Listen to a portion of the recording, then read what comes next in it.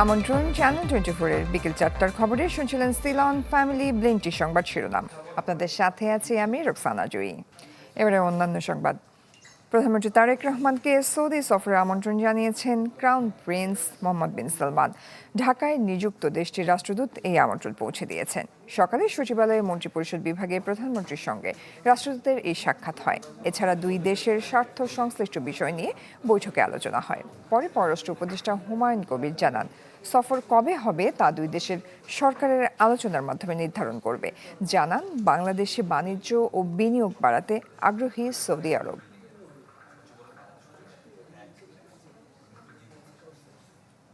কোনো দেশের দ্বিপাক্ষিক বিরোধ যেন সার্কের উদ্যোগকে বাধাগ্রস্ত করতে না পারে সেদিকে খেয়াল রাখার আহ্বান জানিয়েছেন পররাষ্ট্র প্রতিমন্ত্রী শামা ওবায়েদ। বলেন, সার্ককে পুনরুজ্জীবিত করতে সদস্যদের আগ্রহ আছে, তবে এক রাতে সব বিরোধ মিটে যাবে না। প্রতিষ্ঠার দীর্ঘ 4 দশকেও দক্ষিণ এশিয়ার সব দেশকে নিয়ে গঠিত একমাত্র আঞ্চলিক জোট সার্ক কেন কার্যকর ভূমিকা রাখতে পারছে না, তার কারণ খোঁজা এবং সংকট সমাধানের এই সেমিনার। বিজে আয়োজিত এই সেমিনারের শিরোনাম সার্ককে পুনরুজ্জীবিত করা, বিশ্বাস পুনঃস্থাপন ও আঞ্চলিক সংহতি নবায়ন। সার্কভুক্ত দেশগুলোর কূটনীতিকদের সাথে উপস্থিত ছিলেন বাংলাদেশের কূটনীতিক, আন্তর্জাতিক সম্পর্ক বিশ্লেষক এবং তরুণ প্রজন্মের প্রতিনিধিরা। The position of our next to neighbors or extra-regional powers influence in the region, which I think is something that is very much contextual. আলোচনায় ঘুরে ফিরে আসে ভারত পাকিস্তান দ্বন্দ্বেই সার্ক অকার্যকর, সংকট সমাধানে রাজনৈতিক প্রচেষ্টা চালিয়ে যাওয়ার তাগিদ দেন বিশ্লেষকরা। আলোচনায় পররাষ্ট্র প্রতিমন্ত্রী শামা ওবায়েদ জোর দিয়ে বলেন, কোন দেশের দ্বিপাক্ষিক বিরোধ যেন সার্কের উদ্যোগকে বাধাগ্রস্ত না করতে পারে।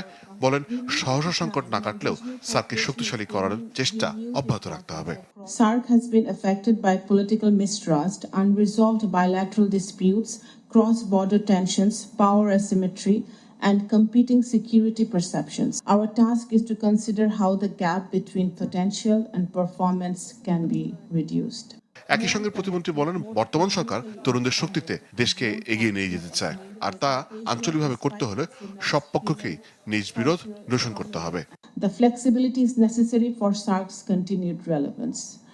At this note, I would like to iterate one thing, that after we started, the new government in almost 4 months ago, I have spoken to all the member states separately, one-on-one, and all of them were very positive about revival of SARC. এ সময় প্রতিমন্ত্রী বলেন, সার্ককে পুনরুজ্জীবিত করার আগ্রহ সব সদস্য রাষ্ট্রেরই আছে।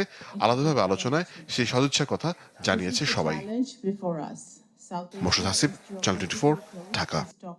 খাগড়াছড়ির পানছড়িতে দুর্বৃত্তদের গুলিতে নিহত হয়েছে 3 জন। দুপুরে মধুমঙ্গল পাড়ায় এই ঘটনা ঘটে।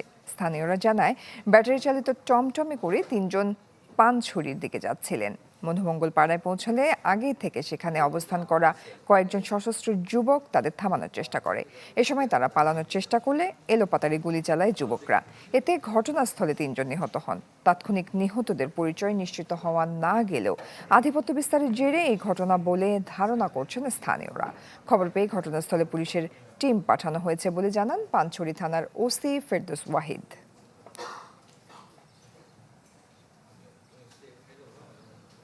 ভারী বৃষ্টিতে কক্সবাজারে 4 পাহাড় ধসে নারী শিশুসহ প্রাণ গেছে 9 জনের। জানা যায়, রোববার মধ্যরাতে পালংখালী ইউনিয়নের 15 নম্বর জামতলী রোহিঙ্গা ক্যাম্পে একটি ঘরের ওপর পাহাড় ধসে পড়ে। এতে মাটির চাপায় কামাল হোসাইন, তার স্ত্রী হুমায়রা ও শিশু আনাসের মৃত্যু হয়। অন্যদিকে 7 নম্বর রোহিঙ্গা ক্যাম্পে পাহাড়ি ঢলে আরও এক শিশুর মৃত্যু হয়। এছাড়া শেষ রাতে বালুখালীর 11 নম্বর রোহিঙ্গা ক্যাম্পে পাহাড় ধসে নারী ও শিশুসহ আরও 4 জনের মৃত্যু হয়েছে। আর ভোরে কক্সবাজারের সাত্তারের ঘোনা এলাকায়ও পাহাড় ধস হয়। এতে একই পরিবারের 3 জন চাপা পরে তাদের উদ্ধার করে হাসপাতালে নেওয়া হলেও একজনের মৃত্যু হয়। বৃষ্টি বাড়লে পার্বত্য অঞ্চলে পাহাড় ধসের সংখ্যা আরও বাড়বে বলে জানায় আবহাওয়া অফিস। 3টার দিকে দেখতেছি যে হঠাৎ করে পাহাড় পড়ছে। আমরা দৌড়ায় বাহির হয়েছি।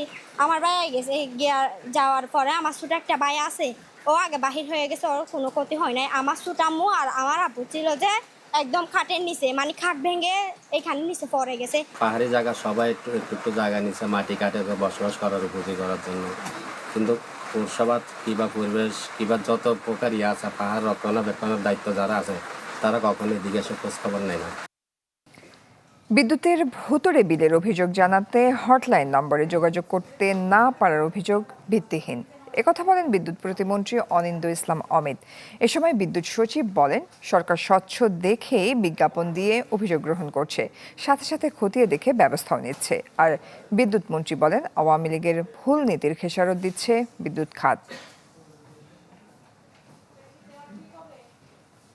গরমকালে এমনিতেই লোডশেডে নাকাল থাকে জনজীবন, বিশেষত গ্রামাঞ্চলে মফস্বলে। তার উপর মরার উপর খাড়ার ঘা হয়ে উঠেছে ভুতুরে বিল। সংকট নিরসনে জরুরি হটলাইন নম্বরে যোগাযোগ করতে পরামর্শ দেয় সরকার। গ্রাহকদের এই দুর্ভোগ নিয়ে সংবাদ সম্মেলনে আসে বিদ্যুৎ বিভাগ। এ সময় বিদ্যুৎ সচিব বলেন, অভিযোগ খতিয়ে দেখতে গিয়ে দু একটি যান্ত্রিক ভুল পেলেও মূল কারণ নতুন ট্যারিফ বা বাড়তি দাম বাড়ানো। প্রশিক্ষিত লোকবদ্ধ সীমাবদ্ধতা আছে। এই প্রতিকূলতা সত্ত্বেও আমরা যে সার্ভিসটা আপনাদের প্রদান করে যাচ্ছি সেই ক্ষেত্রে 5 কোটি গ্রাহকের মধ্যে যদি স্বল্প সংখ্যক কিছু গ্রাহকের ভুল পাওয়া যায়, সেটা আসলে গণহারে বিদ্যুৎ বিলের বিষয়টি এসে দাঁড়ায় না। এ সময় পল্লী বিদ্যুৎ কর্তৃপক্ষ গ্রাহকদের ভোগান্তি বন্ধ করতে না পারার ব্যর্থতা স্বীকার করে নেন। আর পিডিবি চেয়ারম্যান বলেন, সিস্টেম জটিলতায় কোথাও কোথাও বিদ্যুৎ বিতরণে সমস্যা হচ্ছে।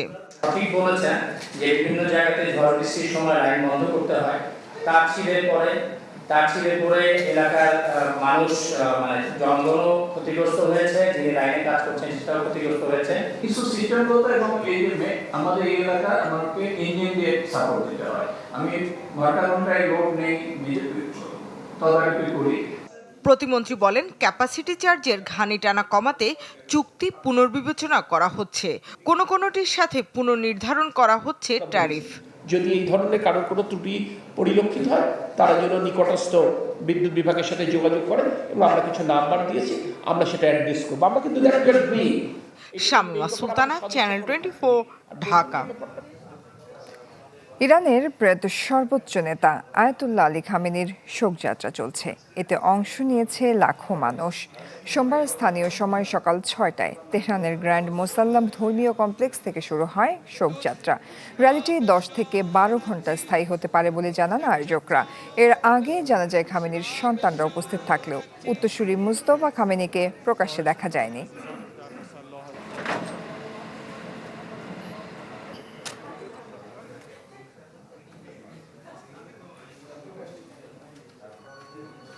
দর্শক, এই ছিল বিকেল 4টার খবরে। বিশ্বের যে কোনো প্রান্ত থেকে সবশেষ খবর জানতে ভিজিট করুন আমাদের ফেসবুক পেজ, ইউটিউব চ্যানেল এবং ওয়েবসাইটে। এতক্ষণ সাথে থাকার জন্য ধন্যবাদ সবাইকে।